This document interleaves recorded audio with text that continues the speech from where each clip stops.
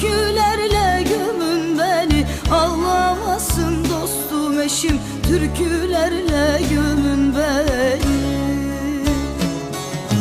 Derdi yoklar diye niye doğdum bilmem niye. Götürün doğduğum köye, türkülerle gömün beni. Derdi yoklar